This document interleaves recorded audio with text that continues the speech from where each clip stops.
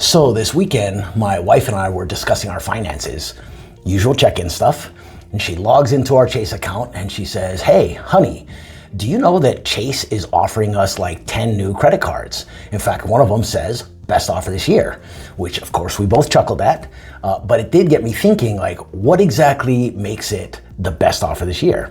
So I pulled up the agreement, and what we are going to do is we are going to go through the full terms together.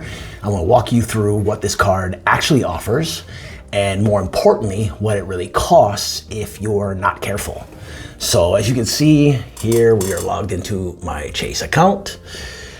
These are personal offers, and this is the Chase Sapphire Preferred card with 100,000 bonus points, and it is their best offer this year.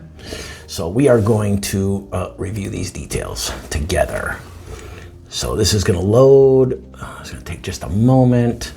All right, there we go. So this is the benefits. We're actually gonna go over the benefits here in a bit, but most importantly, what we wanna review today are the terms and conditions, or the pricing information. So here we go.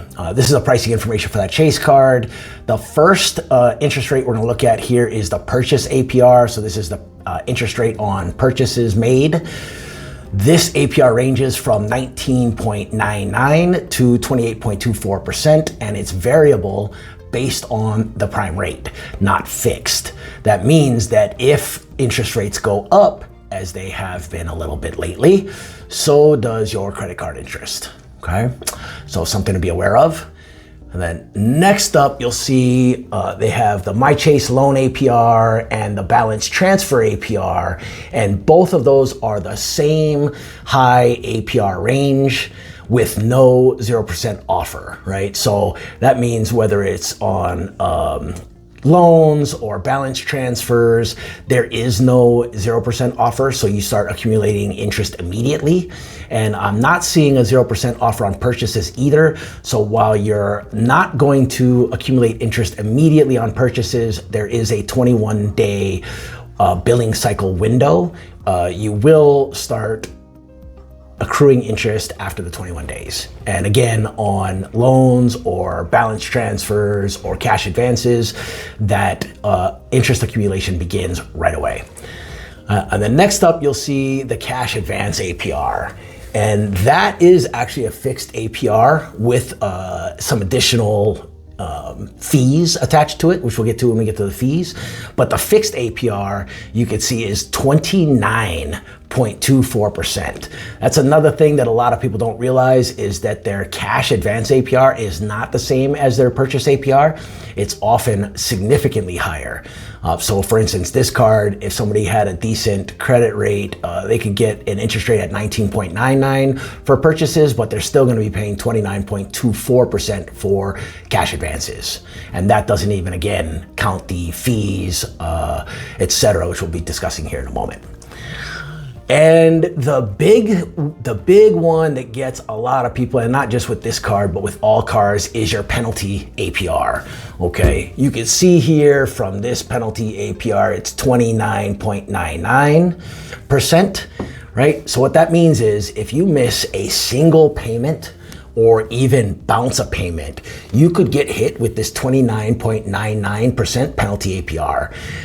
And with this card, it doesn't automatically go away. In fact, they specifically say that this rate could stick around indefinitely. So you go ahead and miss one payment, you're late on one payment, you bounce one payment, and you no longer enjoy that 19.99% interest rate. You will now, moving forward, have 29.99, and that will be on all purchases forward and backwards. Okay.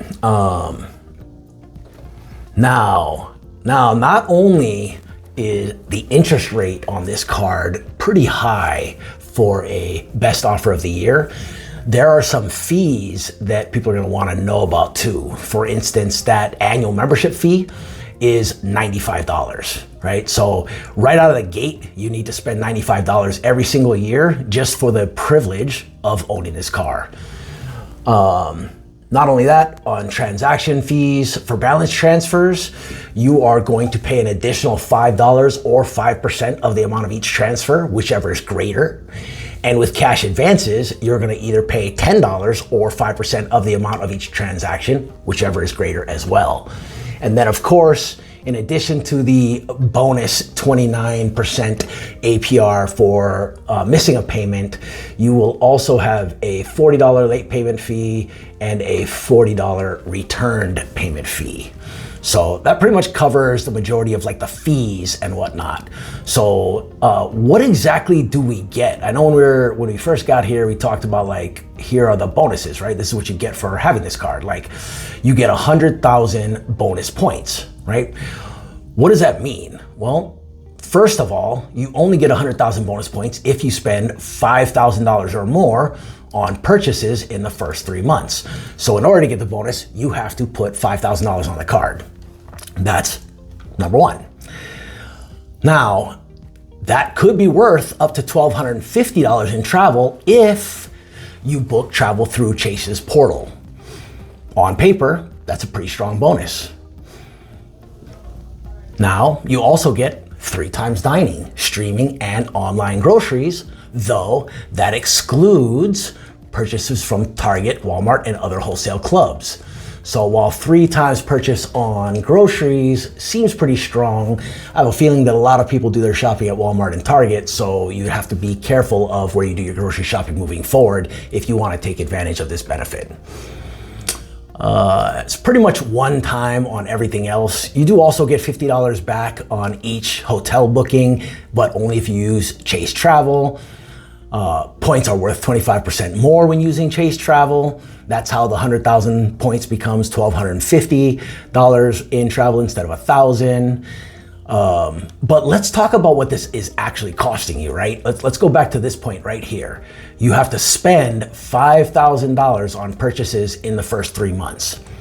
Okay, if you only make minimum payments, you're talking about spending about $125 a month. Just a FYI, that's about what the minimum payment calculation comes out to. Being that the interest rate on this card is somewhere between 19.99 and 28.24%, if we go with just a median 24.99% interest rate, it would take you 17 years to pay this card off. Not only is it going to take you 17 years to pay the card off, but you will have paid $6,000 in interest alone, bringing your total to just over or around $11,000 in total. So for all these benefits, you have to put $5,000 on the card.